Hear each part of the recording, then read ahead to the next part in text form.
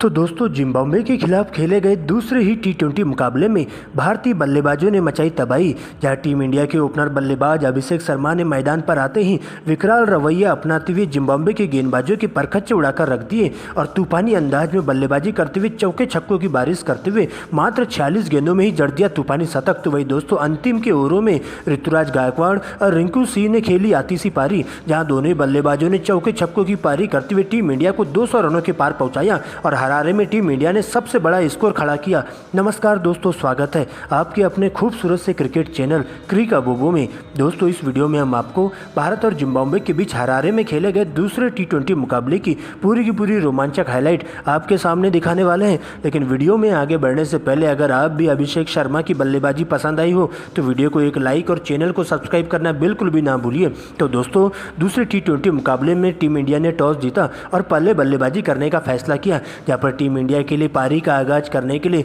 शुभमन गिल और अभिषेक शर्मा की एंट्री होती है। यहाँ पर दोस्तों पहले ओवर में Abhishek Sharma back to back 2 लगातार चौके जड़ देते हैं। लेकिन दोस्तों इसके बाद दूसरे ओवर में शुभमन गिल के सामने गेंदबाजी करने आते हैं मुजर बानी और टीम इंडिया को 10 के स्कोर पर पहला बड़ा झटका दूसरे ओवर की दूसरी ही गेंद पर कप्तान शुभमन गिल के रूप में लगता है, जहाँ शुभमन गिल बड़ा शॉट खेलने के चक्कर में कैच आउट हो जाते हैं बेनेट के हाथों और शुभमन गिल 4 गेंदों में 2 रन बनाकर पवेलियन की ओर लौट जाते हैं और भारतीय टीम को 10 के स्कोर पर ही पहला बड़ा झटका देखने को मिलता है। और शुभमन गिल के आउट होते ही अभिषेक शर्मा का साथ देने के लिए भारतीय टीम के दूसरे बल्लेबाज ऋतुराज गायकवाड़ की एंट्री होती है और इसके बाद दोनों ही बल्लेबाज मिलकर काफ़ी फूंक कर बल्लेबाजी करना चालू कर देते हैं। यहाँ पर तीसरे ओवर में एक बार फिर से अभिषेक शर्मा के द्वारा टारगेट किया जाता है बेनेट को और इसी ओवर में 2 चौके और एक गगनचुंबी छक्का उनके बल्ले से देखने को मिलता है। और इसके बाद दोनों ही बल्लेबाज यही नहीं रुकते हैं और लगातार स्ट्राइक रोटेट करते हुए टीम इंडिया के लिए रन बनाने का काम करते हुए चले जाते हैं। लेकिन दोस्तों 6 ओवर की समाप्ति के बाद टीम इंडिया 1 विकेट खोकर 36 रन बना पाती है। हालांकि दोस्तों इसके बाद 8वें ओवर में जोंगे की 8वें ओवर की चौथी गेंद पर अभिषेक शर्मा का कैच ड्रॉप कर दिया जाता है, जहां पर गायकवाड़ के द्वारा इसी ओवर की अंतिम गेंद पर एक और चौका देखने को मिलता है। लेकिन दोस्तों इसके बाद मिले जीवनदान का फायदा उठाते हुए अभिषेक शर्मा तूफानी पारी खेलना शुरू कर देते हैं। यहाँ पर 90वें ओवर में रजा को टारगेट किया जाता है और अभिषेक शर्मा पहली गेंद पर चौका और दूसरी गेंद पर एक्स्ट्रा कवर के ऊपर से गगनचुंबी छक्का जड़ देते हैं और इस ओवर में 14 रन बटोरते हैं। दोस्तों इसके बाद 10वें ओवर में जोंगे को टारगेट किया जाता है, जहां पर गायकवाड़ पहली 2 गेंदों पर 2 बैक टू बैक लगातार चौके जड़ते हैं और दोस्तों इसके बाद डीप कवर की दिशा में दूसरा चौका जड़ते हुए 12 रन बटोरते हैं। और इसके बाद तो दोनों ही बल्लेबाज यही नहीं रुकते हैं और तेजी से रन बटोरते हुए भारतीय टीम के लिए पूरी तरीके से रनों की बारिश करना शुरू कर देते हैं। यहाँ पर दोस्तों 11वें ओवर को बड़ा बनाया जाता है और अभिषेक शर्मा मायर्स को टारगेट करते हैं और दूसरी पर चौका और तीसरी पर छक्का लगा देते हैं। लेकिन दोस्तों अभिषेक शर्मा 33 गेंद में अपनी हाफ सेंचुरी पूरी करते हैं। इस प्रकार से मायर्स की पूरी तरह से लाइन लेंथ खराब कर देते हैं। यहाँ पर अभिषेक शर्मा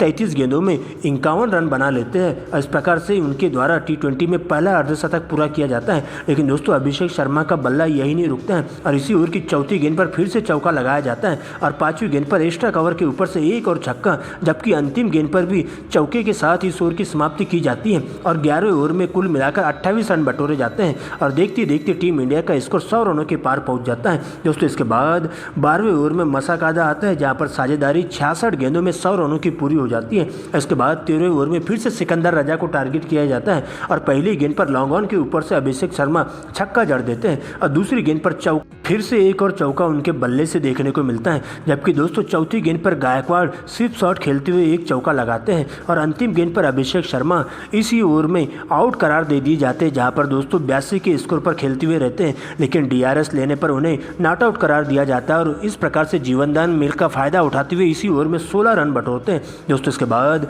14वें ओवर में तूफानी पारी खेलते हुए लगातार छक्कों की बारिश करते हैं और इसी प्रकार से मात्र 46 गेंदों में ही अभिषेक शर्मा अपना शतक पूरा कर लेते हैं। लेकिन इसी ओवर की अंतिम गेंद पर एक और बड़ा शॉट खेलने के चक्कर में विकेट कीपर के हाथों कैच आउट हो जाते हैं और इस प्रकार से अभिषेक शर्मा 47 गेंदों में 100 रन बनाकर डगआउट की ओर लौटते हैं, जिसके बाद रिंकू सिंह की एंट्री होती है और रिंकू सिंह आते ही बैक टू बैक 2 लगातार चौके जड़ देते हैं और टीम इंडिया 15 ओवर की समाप्ति के बाद 152 के स्कोर पर 2 विकेट खो देती है। लेकिन दोस्तों इसके बाद रिंकू सिंह और ऋतुराज गायकवाड़ मिलकर आगे का मोर्चा संभालते हुए अंतिम के 5 ओवरों में बॉल देखो और बॉल पेलो वाले नियम के तहत बल्लेबाजी करते हैं, जहाँ पर सबसे पहले पहले ऋतुराज गायकवाड़ अपना विकराल रूप दिखाते हैं और चौके छक्कों की बारिश करना शुरू कर देते हैं, जहाँ पर जिम्बाब्वे के तेज गेंदबाजों के साथ साथ स्पिन गेंदबाजों की जम के क्लास लेते हैं और 16 ओवर में भी एक चौका और एक छक्का उनके बल्ले से देखने को मिलता है। जबकि 17 ओवर में रिंकू सिंह चौथी गेंद पर चौका जड़ते हैं और अंतिम गेंद पर गायकवाड़ करारे चौके जड़ देते हैं और इस प्रकार से ऋतुराज गायकवाड़ मात्र 38 गेंदों में ही अपनी हाफ सेंचुरी पूरी कर लेते हैं। लेकिन दोस्तों इसके बाद 18 ओवर को टारगेट किया जाता है, यहाँ पर दूसरी ही गेंद पर गायकवाड़ सीधा चौका जड़ते हैं, तीसरी गेंद पर एक और छक्का और चौथी गेंद पर अपर कट लगाते हुए चौका जड़ते हैं और पांचवी गेंद पर एक और चौका गायकवाड़ के बल्ले से देखने को मिलता है। और इसके बाद तो 19वें ओवर में रिंकू सिंह भी बहती गंगा में हाथ धोते हुए दिखाई देते हैं और मुजरबानी को टारगेट करते हैं और चौथी ही गेंद पर 104 मीटर का लमसम छक्का स्टेडियम के बाहर पहुंचा देते हैं और टीम इंडिया 200 रन बना लेती है स्कोर बोर्ड पर, जहां पर अंतिम गेंद पर फिर से रिंकू सिंह एक बार फिर से छक्का लगाते हैं और इसके बाद अंतिम ओवर में एक बार फिर से ऋतुराज गायकवाड़ के साथ मिलकर दोनों ही बल्लेबाज चौके छक्कों की बारिश करना शुरू कर देते हैं। यहाँ पर पहली गेंद पर गायकवाड़ चौका लगाते स्वीप शॉट खेलते हुए, तीसरी गेंद पर रिंकू सिंह के बल्ले से एक जोरदार करारा प्रहार देखने को मिलता है और चौका बटोरते हैं। दोस्तों इसके बाद पांचवी गेंद पर और छठवीं गेंद पर रिंकू सिंह लगातार बैक टू बैक 2 गगनचुंबी छक्के लगाते हुए टीम इंडिया 234 रन बनाती है 20 ओवर में 2 विकेट खोकर। दोस्तों 235 के लक्ष्य का पीछा करने उतरी जिम्बाब्वे की पारी की शुरुआत काफ़ी खराब रहती है। यहाँ पर दोस्तों मुकेश कुमार आते हैं और पहले ओवर की तीसरी गेंद पर इनोसेंट किया को 4 रनों के निजी स्कोर पर क्लीन बोल्ड कर देते हैं और 4 के स्कोर पर जिम्बाब्वे की टीम को पहला बड़ा झटका देखने को मिलता है। हालांकि दोस्तों इसके बाद नए बल्लेबाज के तौर पर ब्रायन बेनेट की एंट्री होती है, जहां बेनेट आते ही विकराल रूप दिखाते हैं और इसी ओवर की अंतिम गेंद पर एक छक्का जड़ देते हैं। जबकि दोस्तों दूसरे ओवर में बेनेट के बल्ले से एक चौका और एक छक्का देखने को मिलता है और तेजी से रन बटोरते हुए टीम के स्कोर को आगे बढ़ाने की कोशिश करते हैं, जहाँ पर भारतीय टीम के तेज गेंदबाजों की जम के क्लास लेती हुई दिखाई देते हैं। लेकिन दोस्तों इसी बीच तीसरे ओवर में फिर से मुकेश कुमार आते हैं और 40 के स्कोर पर जिम्बाब्वे की टीम को दूसरा बड़ा झटका बेनेट के ऊपर लगता है, जहां पर उनके द्वारा 9 गेंदों में 26 रनों की धुआंधार पारी खेली जाती है और मुकेश कुमार उन्हें क्लीन बोल्ड कर देते हैं, जहां उनकी इस पारी में एक चौका और 3 गगनचुंबी छक्के शामिल रहते हैं। हालांकि दोस्तों इसके बाद नए बल्लेबाज के तौर पर मायर्स आते हैं, जबकि दूसरे छोर से मेदवेयर डटकर मुकाबला करते हुए चले जाते हैं। लेकिन दोस्तों इसके बाद आवेश खान का कोराम देखने को मिलता है, जहां पर चौथे ओवर की दूसरी गेंद पर 41 के स्कोर पर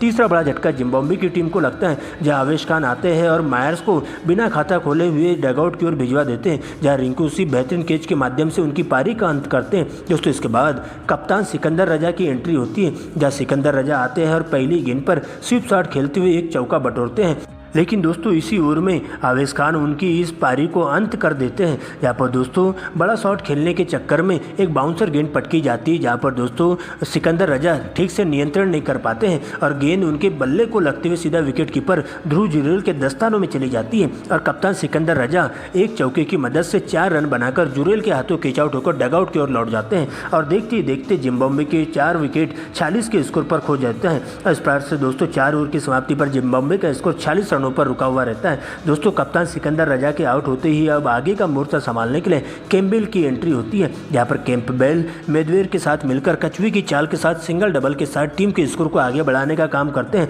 यहाँ पर भारतीय टीम के स्पिन गेंदबाज और तेज गेंदबाज आगे का मोर्चा संभालते हैं और जिम्बाब्वे के बल्लेबाजों को बिल्कुल भी हाथ खोलने का मौका नहीं देते। लेकिन इसी बीच टीम को 5वां बड़ा झटका कैम्पबेल के रूप में लगता है, जहाँ पर टीम इंडिया के स्पिन गेंदबाज वाशिंगटन सुंदर 10वें ओवर में कैम्पबेल को अपना शिकार बनाते हैं, जहां उनके द्वारा 10 रनों की पारी खेली जाती है और रवि बिश्नोई के हाथों कैच आउट करवा देते हैं। वही दोस्तों इसके बाद आए सलामी विकेटकीपर बल्लेबाज मडांडे भी बिना खाता खोले हुए रवि बिश्नोई की गेंद पर LBW आउट हो जाते हैं। तो वही दोस्तों इसके बाद मसा काजा एक ही रन के स्कोर पर रन आउट होकर जुरेल के द्वारा बेहतरीन थ्रो के माध्यम से उनकी पारी का अंत कर दिया जाता है। जबकि दोस्तों 8वां झटका मेदवेयर के रूप में लगता है, जो कि 39 गेंदों में 43 रन बनाकर रवि बिश्नोई की गेंद पर क्लीन बोल्ड हो जाते हैं और 117 के स्कोर पर ही जिम्बाब्वे की टीम 8 बहुमूल्य विकेट खो देती है। लेकिन दोस्तों इसके बाद जिम्बाब्वे का कोई भी बल्लेबाज टिककर बल्लेबाजी नहीं कर पाता है और एक के बाद एक सस्ते में अपना विकेट गंवाते हुए ताश के पत्तों की तरह ढहते हुए चले जाता है। यहाँ पर टीम इंडिया की तरफ से